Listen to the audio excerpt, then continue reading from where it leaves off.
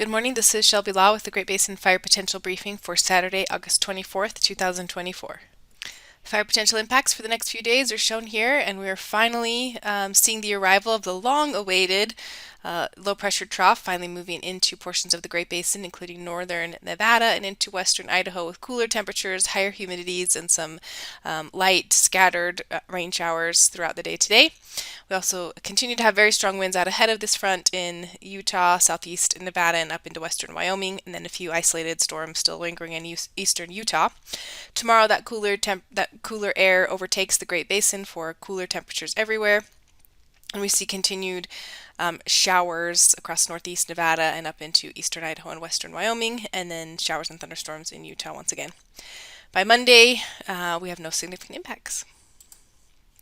Yesterday was a pretty active day for some continued showers and thunderstorms in southern and southeast Utah, and then we had some isolated storms move through eastern Idaho earlier in the day, and then some storms moving through western Wyoming.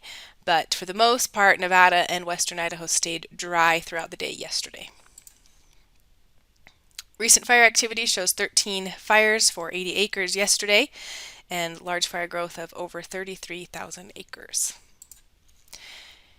This ERC picture hasn't changed too much over the last week or so, with lower values over Utah, eastern Idaho, and western Wyoming, and higher values over eastern and central Idaho and across much of Nevada.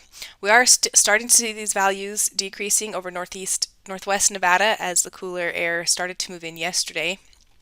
And we'll see some of these values decreasing over the next couple of days as the indices respond to the cooler, more moist air mass across the north, but the decrease is temporary as we will go back into a drying pattern early next week. This morning's satellite imagery shows that big area of low pressure over the Pacific Northwest, Northern California, finally starting to move into the western portions of the Great Basin. Lots of cloud cover this morning over northern and central Nevada and into Idaho, but we still have this dry slot over Utah with very gusty winds and up into western Wyoming as well. Here we're looking at the smoke dispersion for today and tomorrow, and the smoke trends won't change too much today as we still have a southerly component in our winds, but we will shift the smoke just a little bit more to the northeast than the recent few days.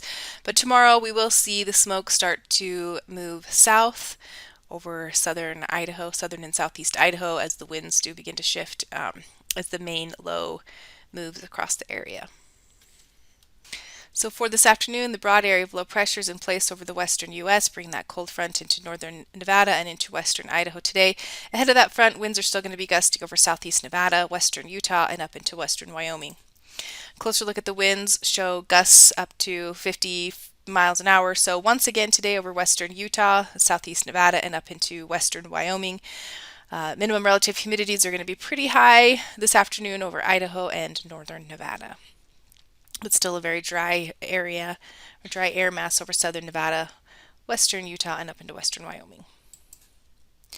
Maximum temperatures are also down, or should be down this afternoon, with highs in the 60s over Nevada and highs in the 60s over Idaho as well. So a very cool day today.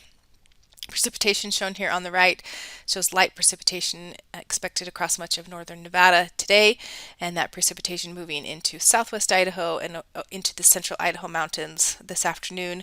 We'll see if any of our large fire complexes in Idaho see much precipitation, but certainly higher relative humidities and cooler temperatures today.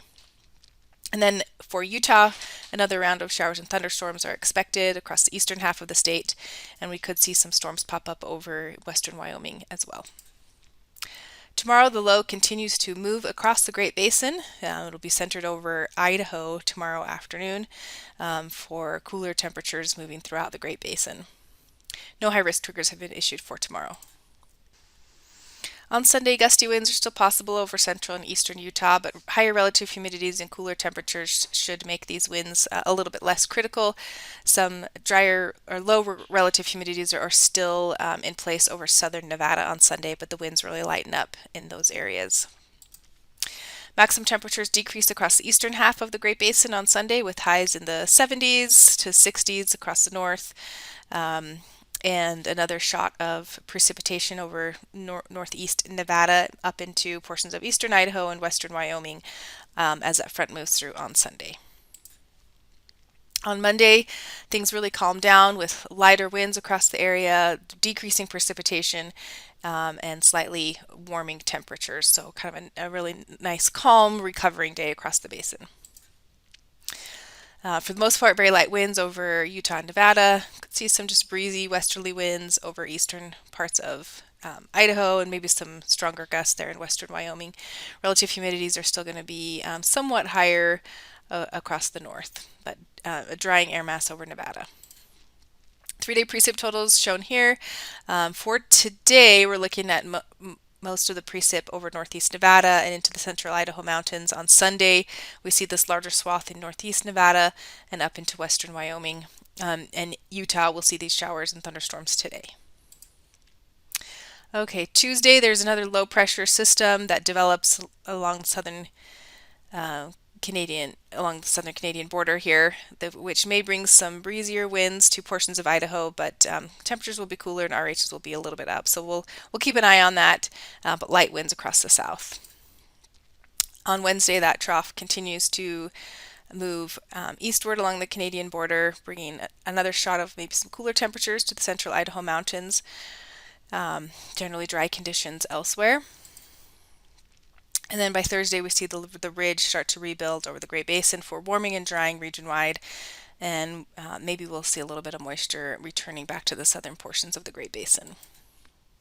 More of the same on Friday with the ridge in place, warming and drying across the north, and a return of some moisture to the south. 7-day precip totals really looking very similar to the 3-day, with most of the precip coming in the short term. The extended forecast keeps the heat over the Pacific Northwest and the Great Basin, and we see this trend for above normal precipitation across portions of the central Great Basin, so we will keep an eye on that. And that concludes today's fire potential briefing. Please check back tomorrow for the latest updates.